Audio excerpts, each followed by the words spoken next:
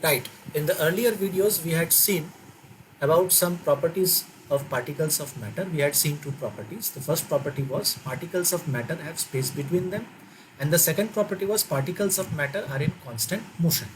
Now we are going to see the third property, and that property is particles of matter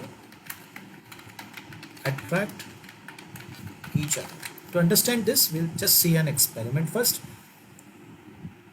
At a height and pour some colored water in it. There will be 3 streams of water. Now gently bring the streams together with your fingers.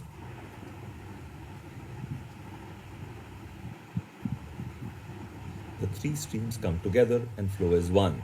This is Now, why does this happen? Let us try to understand. So, what is happening is we have a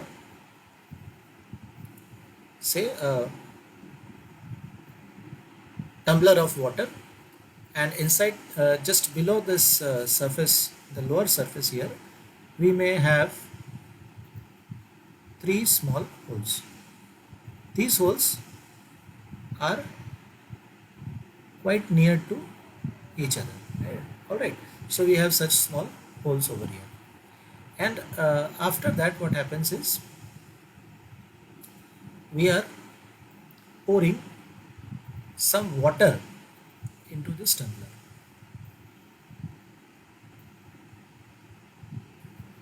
Right, we are pouring some water into this tumbler.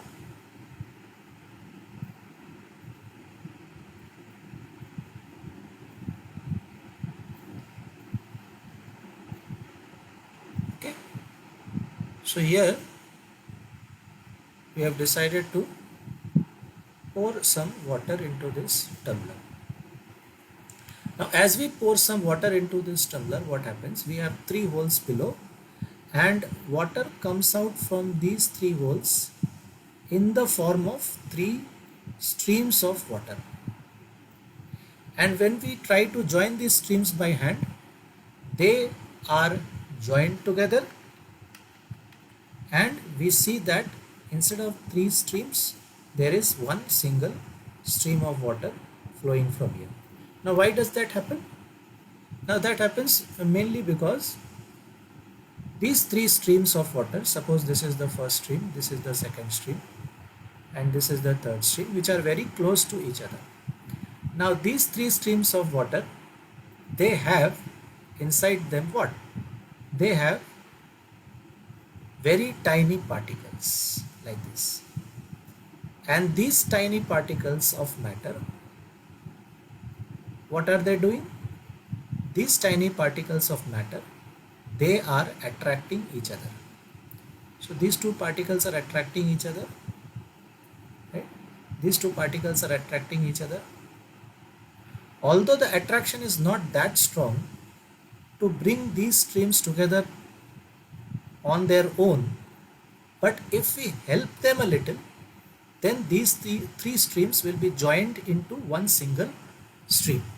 Now, one word of caution is that although I have shown that due to the attraction of particles of matter, these 3 streams are joining into one stream, but actually there are many other types of forces that are working over here. The discussion of these forces, of course, are beyond the scope of your course, so we won't go into the details. But anyway, this is an experiment which can show that due to the attraction of the particles of matter, how the particles of matter come together and eventually they form a single stream out of the 3 streams. So in this video we have seen that particles of matter attract each other, and so we have summed up the 3 properties of the particles of matter. So in our next video we'll just move forward in this chapter. Thank you.